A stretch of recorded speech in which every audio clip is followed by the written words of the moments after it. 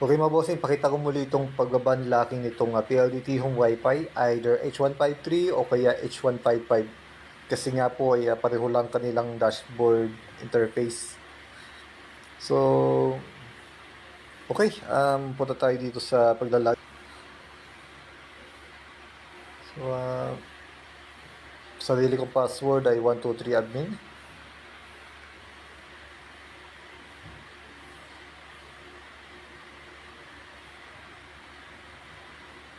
Tapos punta tayo sa advanced settings. Tapos punta tayo sa system. Tapos system settings. Tapos punta tayo dito sa pinakahuli, developer options. Click nyo lang po ito, tapos maglalagin tayo.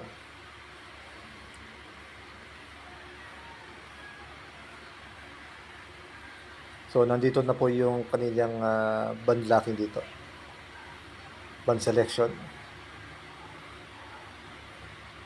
So, nandito yung band lock.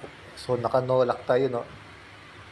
So, band lock tayo. Pero dito sa frequency lock o cell ID lock, medyo limot ko na pa paano yan. Pero mas okay sa akin yung band lock.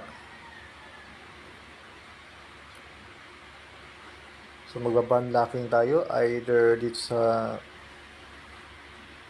B1, B3, tapos B40 o B41. Basta kung anong mas okay sa inyo. Palagay ko sa akin okay itong band 1, band 3, tapos N41.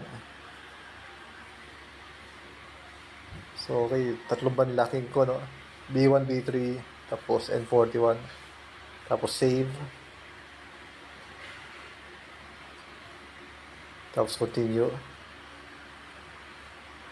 So ulitin ko, H153 tapos H155, iisa lang po yung procedure nun. Parehas lang po.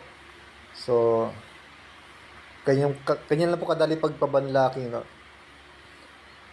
Developer option na pupuntahan nyo. So, okay, palagay ko okay na to. So, maraming salamat sa ipanonood. Ito tutorial lang to ay pagbabanlocking. Sa cell ID locking or frequency locking, hindi ko pa masyado alam yan. Mas okay sa akin yung band locking na lang. Kung ano mas okay na or malakas na band sa inyong lugar. Okay, maraming salamat po at paalam po.